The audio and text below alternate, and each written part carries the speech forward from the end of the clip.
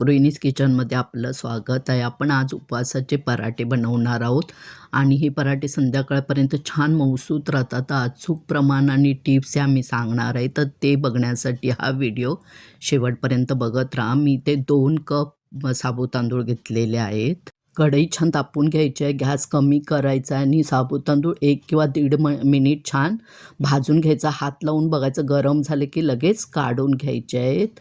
तर तुम्हाला जर माझे व्हिडिओ आवडत असतील तर लाईक आणि शेअर करा तुमच्या मित्रमैत्रिणी, नातेवाईकांना आणि त्यांनाही सांगा लाईक आणि शेअर करायला.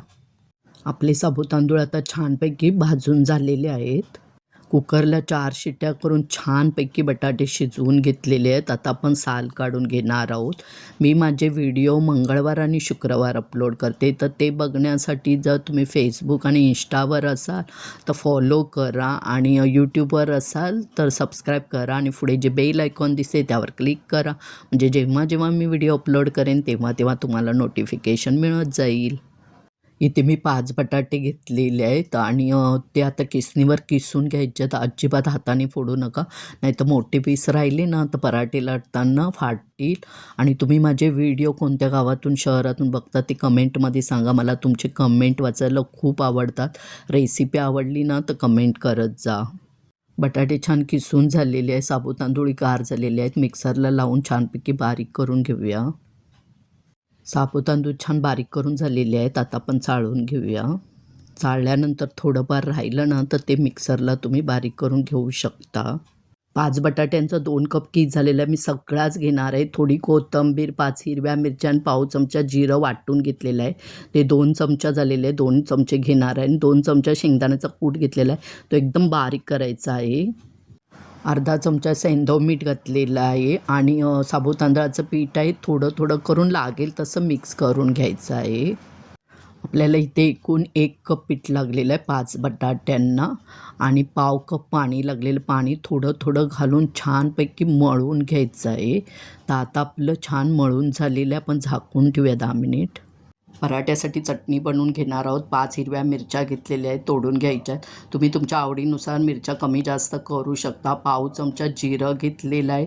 पाव वाटी शेंगदाणे घेतलेले आहे. पोहे खायचे 4 चमचे शेंगदाणे होतील आणि पाव चमचा मीठ घेतलेलं आहे. कोथिंबीर आवडीनुसार 2 चमचे दही घातलेलं आहे. झाकण लावून पहिला मिक्सरला फिरवून घ्यायचं आहे. परत त्याच्यात मी अर्धी वाटी पाणी घालून पेस्ट करून घेतलेली आहे. तुम्ही पाणी तुमच्या आवडीनुसार घालू शकता. 10 मिनिट झालेले आहेत. आता आपण तेल लावून थोडंसं छानपैकी मळून घेऊया. पीठ चांगलं मळणं महत्त्वाचं आहे. पीठ जेवढं तुम्ही चांगलं मळाल ना तर तेवढे पराठे मऊसूत होणारच. तर आपल्या आता झालेले आहेत, गोळे करून घ्यायचे आहेत. तर तुम्हाला जसे आवडतील त्या आकाराचे तुम्ही गोळे करू शकता, लहान मोठे. पोलपाटाला साबुत तांदळाचं पीठ थोडं पसरवून घ्यायचं, गोळा ठेवायचं, वरूनही पीठ लावायचं आणि लाटण्याने सगळ्या बाजूने एकसारखं लाटून घ्यायचं आहे. तरी पण त्याच्या कडा असतात ना त्या फाटतातच, म्हणजे असं चीर गेल्यासारखं दिसतात. मग तुम्हाला तसा पण पराठा भाजू शकता, असं काय नाही. पण तसं नको असेल तर एखादं तुमच्याकडे झाकण असेल ना तर त्याने असं हे करून घ्यायचं, म्हणजे कसं त्या कडा ना पाटलेल्या दिसत नाही. जसं मी केलं ना त्या प्रकारे तुम्ही करू शकता. मग ते छान असे गोल गोल दिसतात.